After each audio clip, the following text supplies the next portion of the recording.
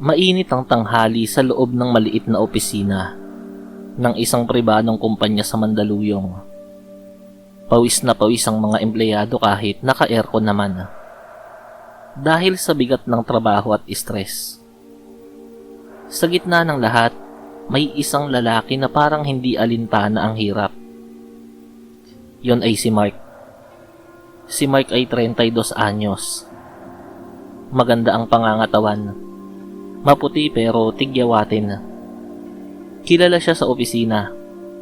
Hindi dahil sa sipag at galing, kundi dahil sa hilig niyang mangutang. At ang pinaka nakakaasar, kapag sinisingil siya pa ang may ganang magalit. Pare, baka pwede mo naman akong pautangin ng 2,000. Babayaran ko agad sa sweldo. Wika ni Mark habang nakatambay sa cubicle ng katrabahong si Joel. Napakamot si Joel. Halatang naiirita. Mark naman, kakabayad mo lang sa akin ng 1 buwan eh. Hindi pa nga buo ang binayad mo, tapos uutang ka na naman. Kailangan ko lang bro. May emergency kasi. Sagot ni Mark, sabay ngiti. Lagi ka namang may emergency. Ano ba talaga? Sabong? Scatter? O kuryente? Balik na wika ni Joel. Biglang uminit ang tenga ni Mark. Ano ba pre? Ang dami mo namang tanong. Kung ayaw mo, wag na lang. Napakadamot mo. Tumalikod si Joel na umiiling. Hindi ako madamot, Mark. Marunong lang ako sa pera. Ikaw kasi, sa walang katuturan mo ginagastos ang pera mo. Sa kabilang dako ng opisina, tahimik lang na nag-o-observe si Mars. Isang dalagang nasa late 20s. Tahimik pero palaban. Siya ang tipo ng empleyado na hindi basta pwedeng maliitin dahil matalino, mahusay, at kilala ring pala kaibigan. Pero kay Mark, matagal na siyang naiinis. Hindi lang dahil nakikita niyang lahat halos ay nautangan na nito, kundi dahil siya rin mismo ay inutangan na rin ito ng malaking halaga, 15,000 piso. Pagkatapos ng shift, lumapit si Mars kay Mark. Mark, pakiusap naman. Kailan mo babayaran yung utang mo sa akin?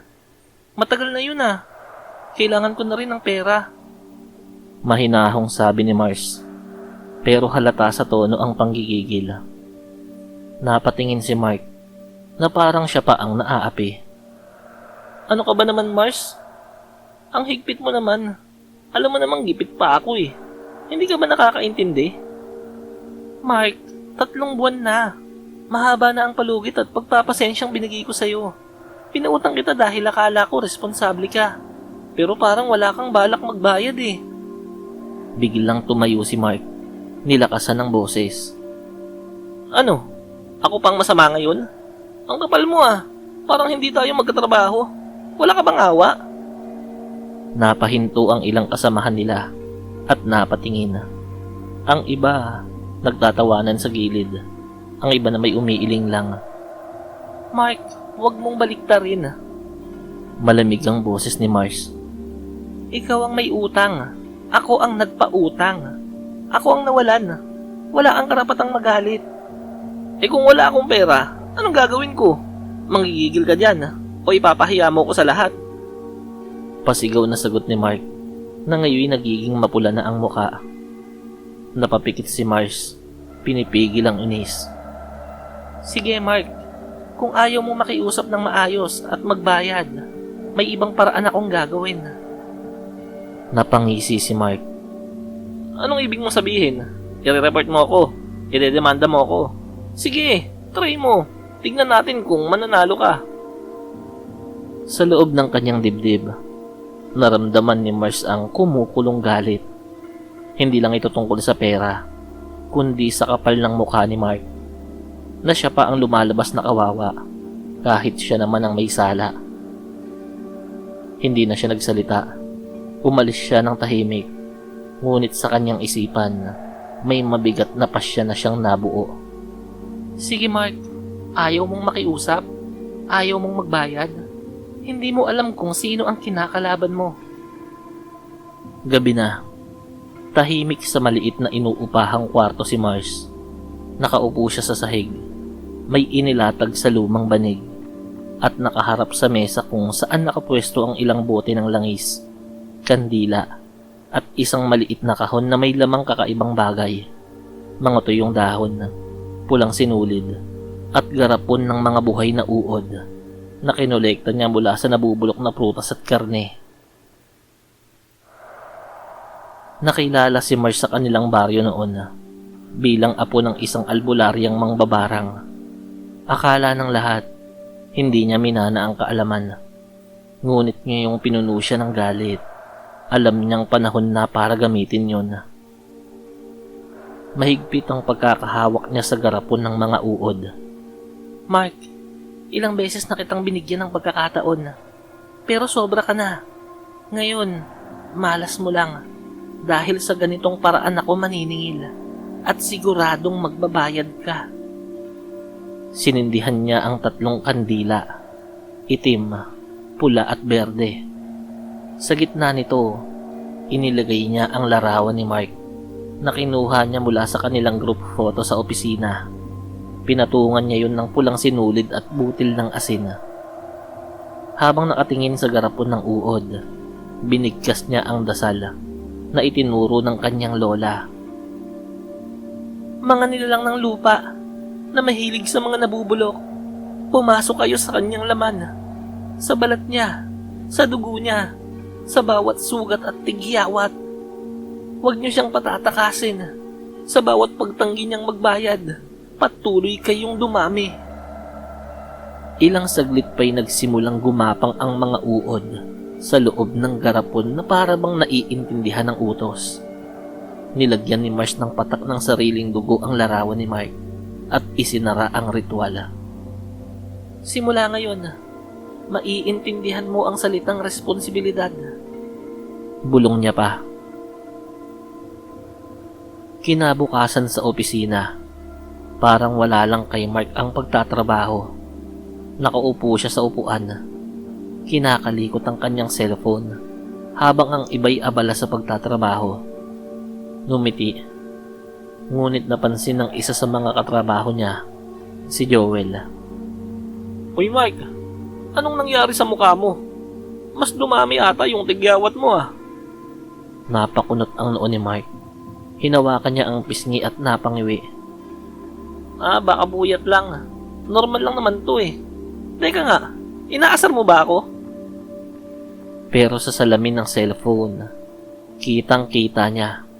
Namumula ang balat niya at may ilang tigyawat na tila namamaga. Pagkatapos ng lunch break, lalo itong lumala. May mga tigyawat na biglang nagkaroon ng matulis na puting nana. Mas malaki kaysa sa dati. Lumapit si Mars na parang walang alam. Mark, ayos ka lang? Parang namumula na ang buong mukha mo ah. Nairita si Mark. Ano naman? Allergy lang to. Huwag ka nga mangialam. Ngumiti lang si Mars. Ngunit sa loob-loob niya, alam niyang nagsisimula ng umepekto ang orasyon. Nang hapong ding yun, nag-meeting ang buong team. Habang nagsasalita ang kanilang boss, si Mark ay panay kamot at punas sa muka. Pawis na pawis siya, parang hindi mapakali. Mark, ikaw naman, i-update mo kami tungkol sa progress ng report mo. Wika ng boss nila. Tumayo si Mark, pero bago pa makapagsalita, biglang isang tigyawat sa pisngi niya ang pumutok. Umagos ang nana at may lumabas na maliit na uod na gumapang pababa sa kanyang leeg. Nagsigawan ng mga katrabaho nila. Put, may uod! Sigaw ni Joel. Nagulat si Mark. Agad niyang pinunasan ng panyo ang mukha niya. Ngunit sunod-sunod na, isa-isa ring pumutok ang iba pang tigyawat niya. At bawat pagputok noon, may lumalabas na buhay na uod, kasabay ng pagtulo ng nana. Gumagapang sa mesa, sa sahig, sa kanyang damit. Anong nangyayari sa'yo, Mark? Diyos ko! Sigaw ng kanilang boss na napaatras sa upuan. Napahiyaw si Mark. Hindi ko alam. Tulungan niyo ako. Bakit ganito? Pero ang lahat ay nagsitakbuhan. Halos walang lumapit. Ang ilan, kinuhaan pa siya ng video habang siya'y napapaluha sa kahihiyan at sakit. Samantalang si Mars, nakaupo lang, malamig ang tingin at bumubulong sa sarili. Hindi pa yan ang katapusan, Mark. Lahat ng ipinahiya mo, lahat ng inutangan mong hindi mo binayaran, babayaran mo ng doble. Pagkatapos ng nakakakilabot na insidente sa opisina, agad na kumalat ang balita. Sa group chat ng mga empleyado, puro litrato at video ng mukha ni Mark na puro pumuputok na tigyawat at gumagapang na uod ang makikita. Guys, nakita nyo ba yung video? Grabe, para siyang kinulam. Hindi na normal yun. Paano ka magkakauod sa mukha? Ang creepy. Ayoko na siyang makatabi sa pantry. Samantala, si Mark ay hindi pumasok kinabukasan. Nasa bahay lang siya, nakasalampak sa kama. May hawak na salamin. Halos hindi na niya makilala ang sarili. Namamaga ang pisngi. Puro sugat. At paminsan-minsan, may gumagapang na uod na biglang sumusungaw mula sa mga tigyawat niya. Diyos ko, ano ba itong nangyayari sa akin? Nanginginig niyang bulong. Lumipas ang ilang araw. Lalong lumala ang kondisyon niya. Kahit saan siya pumunta, hindi siya mapalagay. Sa jeep, may uod na biglang gumagapang sa tenga niya. Sa CR, habang nagmumumog, isang tigyawat ang pumotok at nalaglag ang uod sa lababo. Nagpasuri na rin siya sa dermatologist, pero walang makitang dahilan kung bakit nagkakaganon ang mukha niya. Hindi ko alam kung anong sakit mo, sabi ng dermatologist. Wala akong makita sa libro na ganitong klase ng kaso eh. Para bang paranormal na to. Hindi ako ang dapat mong lapitan. Halos mabaliw si Mark. Hanggang sa isang gabi, hindi niya napigilang maalala si Mars. Sinabi niya dati, may ibang paraan siyang gagawin. Siya ang may kagagawa nito. Sigurado ako. Kinabukasan, pinilit niya Mark na makapasok sa opisina. Pagdating niya, halos lahat ng katrabaho'y naiilang. Ang iba ay umiwas ng tingin. Ang iba na may bulungan ng bulungan na para bang nandidiri.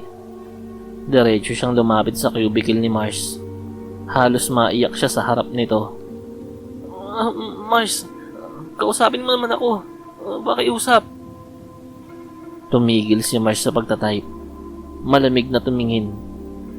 Ano na naman, Mark? Nanginig ang labi ni Mark. Ikaw ang gumawa nito sa akin, di ba? Aminin mo. Ikaw lang ang may alam sa ganito. Ngumiti si Mars. May halong pang-aasar. At bakit yun naman gagawin yun? Kung pumasok ka lang dito sa opisina para magmakaawa, wala nang naaawa sa'yo. Lahat ay naiinis at nandidiri.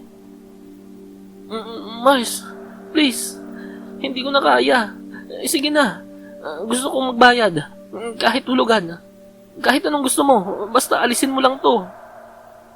Mabilis na tumayo si Mars. Hinarap si Mark ng diretsyo. Ngayon magbabayad ka. Pagkatapos mong ipahiya ako sa harap ng mga tao. Mark, hindi ka na nga marunong magbayad. Hindi ka pa marunong rumispeto. Sorry na talaga. Halos lumuhod na si Mark. Nangingilid ang luha. Hindi ko alam na aabot sa ganito. Pakiusap naman oh. Maawa ka. Tumaas ang kilay ni Mars. Ngayon, marunong ka nang magpakumbaba. Hindi ba't ikaw pa ang galit noong sinisingil kita? Napahawak si Mike sa mukha niya dahil sunod-sunod na pumutok na naman ang mga tigyawat niya at 3 uod ang lumabas. Napaatras ang ibang empleyado. nanginginig sa takot na may halong pandiriri. Lumuhod si Mike sa harap mismo ni Mars. Gagawin ko ang lahat. Patawarin mo lang ako. Pero nanatiling matigas si Mars. Hindi ako Diyos na magpapatawad, Mark. Ako'y tao lang na pinagsamantalahan mo. At sa mundo ng mga taong gaya ko, kapag may utang, dapat bayaran. At kapag hindi, may kapalit yon. Biglang lumapit siya sa tenga ni Mark at may ibinulong. Hanggat hindi mo binabayaran ng buo ang mga taong inutangan mo, hindi titigil ang mga uod. Kahit saan ka pamunta, lalabas sila. Sa balat mo, sa tiyan mo, hanggang umabot sa utak. Napatigil si Mark, nanginginig sa takot. Hindi, hindi, Mars, maawa ka. Ngunit si Mars, malamig at walang emosyon. Hindi awa ang kailangan mo, kundi disiplina. At sa mismong sandaling yun, bumagsak si Mike sa sahig, umiiyak, habang ang mga uod ay patuloy na gumagapang palabas ng kanyang katawan. 3 araw nang hindi pumapasok si Mike. Sa loob ng kanyang inuupahang kwarto, amoy bulok na. Ang kama, kumot at unan niya'y may bakas ng nana at mga uod na gumapang at napisat sa sariling dugo at likido ng kanyang sugat. Nakasilip ang kapitbahay sa bintana. Grabe pare, anong nangyari kay Mike? Amoy patay na ang loob ng kwarto niya. Hindi alam ng mga kapitbahay na bawat gabi umiiyak si Mike habang pinipisil ang mga tigyawat niya na naglalabas ng buhay na uod. Bakit ako? Anong kasalanan ko para pagdaanan ko to? Sigaw niya sa salamin habang nakikita ang sarili niyang hindi na makilala. Hindi na kinaya ni Mark. Isang umaga, pinilit niyang magpunta sa ospital. Binalot niya ng mask at panyo ang muka para hindi mahalata ang kanyang mga tigyawat. Dok, tulungan niyo ako. Lahat ng tigyawat ko, may uod na lumalabas. Tiningnan siya ng doktor at muntik nang masuka.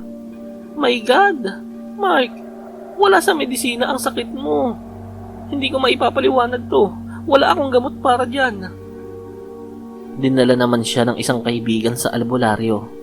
Tinadtad siya ng langis, dinasalan, pinadaan sa usok ng insenso.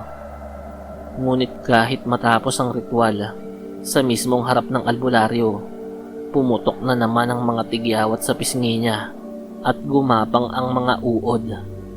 Nanginginig ang matandang albularyo. Anak, hindi ko kayang gamutin yan. Barang yan at mabuting tao ang gumawa, kung kaya't hindi ko maibabalik sa kanya. Tanging siya lamang ang kayang makapag-alis niyan. Dinala naman siya ng kanyang ina sa simbahan. Pinabuhusan siya ng banal na tubig ng pare, dinasalan at pinahawak ng krus. Ngunit habang ginagawa ang ritual, biglang nagsipulahan ng mga tigyawat ni Mark at sunod-sunod na nagsilabasan ng mga uod. Nagbabagsakan yun sa sahig. Diyos ko! Sigaw ng pare. Hindi ito karaniwang espiritu. Anak, magbalik loob ka na lang at humingi ng tawad sa taong ginawan mo ng masama. Napahagulgol si Mark. Si Mars, siya ang gumawa nito. Pag-uwi ni Mark, halos mabaliw siya. Lahat ng nakikita niya, parang nagiging uod. Sa plato, sa inumin at sa sahig, kahit sa sarili niyang mga kamay. Tumigil na kayo! Tumigil kayo! Sigaw niya habang tinatadyakan ng sahig.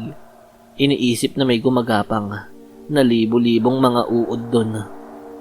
Hindi na siya makatulog, hindi na siya makakain, at ang kanyang katawan lalo pang pumapayat at nabubulok sa loob ng 2 linggo.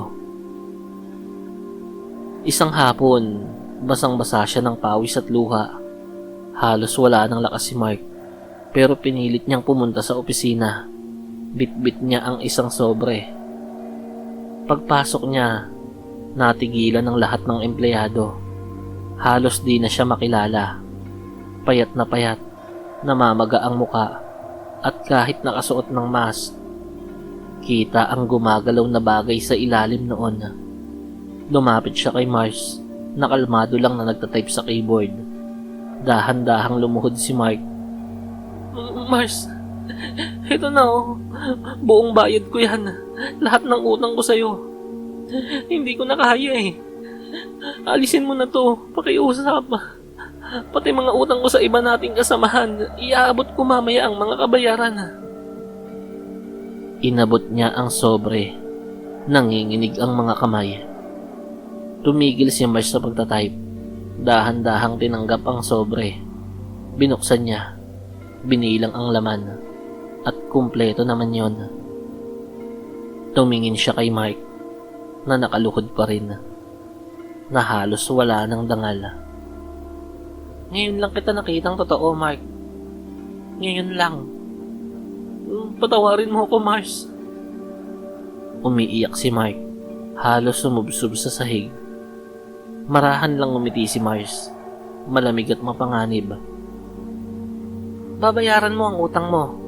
Pero hindi ibig sabihin noon makakalimutan ko ang ginawa mong kahihiyan sa akin. Hinaplos niya ang ulo ni Mark na parang batang nakaluhod. Matuto ka na sana, Mark. Hindi lahat ng tao kaya mong lokohin. At hindi lahat ng tao kaya mong takasan. Sa mga sandaling yun, ramdam ni Mark na may humupa sa loob ng kanyang balat. Unti-unting tumigil ang paglabas ng mga uod. Pero ang mga sugat at peklat nanatili bilang paalala ng kanyang kapangahasan. Pagkatapos ng insidente, unti-unting humupa ang paglabas ng mga uod sa katawan ni Mark. Ngunit hindi ibig sabihin ay bumalik siya sa dati. Ang kanyang muka ay tinubuan ng malalalim na peklat. Parang paso. Ang dating maputi niyang balat ay puro bakas na ng sugat. Isang gabi, nakaupo siya sa kama, nakatitig sa salamin. Ganito na lang ba ako habang buhay? Bulong niya sa sarili. Dahil dito sa ugali ko. Kinapa niya ang sobre ng resibong iniwan ni Mars matapos niyang tanggapin ang bayad. Nakalagay roon, lahat ng utang bayad na, pero ang mga sugat mo sa katawan mananatiling alaala. Nangilid ang luha ni Mark. Para siyang nabunutan ng tinik, pero iniwanan ng peklat na di na mabubura. 2 linggo ang lumipas bago muling pumasok si Mark. Pagdating niya, halos lahat ng katrabaho'y natigilan. May ilan na hindi maitago ang pagkagulat. Si Mark ba yan? Diyos ko, parang tumanda ng 10 taon na. Grabe ang mukha niya. Akala ko nga mamamatay na yan eh. Buti na lamang at bumaling. Tahimik lang si Mark. Hindi na siya ang dating maangas. Hindi na rin siya lumalapit para mangutang. Diretso siya sa kanyang cubicle. Nagtatrabaho ng hindi umiimik. Si Joel ang unang lumapit. Pare, kamusta ka na? Napayo ko si Mark. Buhay pa naman. Yun lang ang masasabi ko. Isang hapon, nagkaroon ng pagkakataon si Mark na muling makausap si Mars sa pantry. Tahimik silang dalawa hanggang si Mark na mismo ang bumasag ng katahimikan. Mars, salamat ah. Napatingin si Mars. Malamig pa rin ang mga mata. Salamat sa alin? Sa pagpapatigil mo ng sumpa. Sa pagbibigay ng leksyon sa akin. Ngayon ko lang na-realize lahat ng ginawa ko sa inyo ay maling-mali talaga. Ang akala ko, pera lang ang mahalaga. Pero respeto pala ang mas mabigat. Hindi sumagot agad si Mars. Uminom muna ng tubig bago nagsalita. Hindi ko alam kung magbabago ka talaga, Mark. Pero isa lang ang tandaan mo. Huwag mong gawing ugali ang pananakit sa ibang tao. Dahil may araw din na babalik lahat sa'yo yan. Tumango si Mark. Nakayuko. Oo, Mars. Hindi na mauulit. Hindi na. Mula noon, naging tahimik na si Mark sa opisina. Hindi na siya lumalapit para mangutang. Hindi na rin siya naninigaw o nagagalit kapag sinisingil. Bagkus, siya pa ang unang nag-aabot ng bayad sa maliit na utang. Pero hindi lahat ay nakalimot. Sa tuwing dumaraan siya, may mga bumubulong pa rin tungkol sa mga dating ginawa niya. Sa loob-loob ni Mark, tanggap na niyang dala na niya ang bansag na yon habang buhay.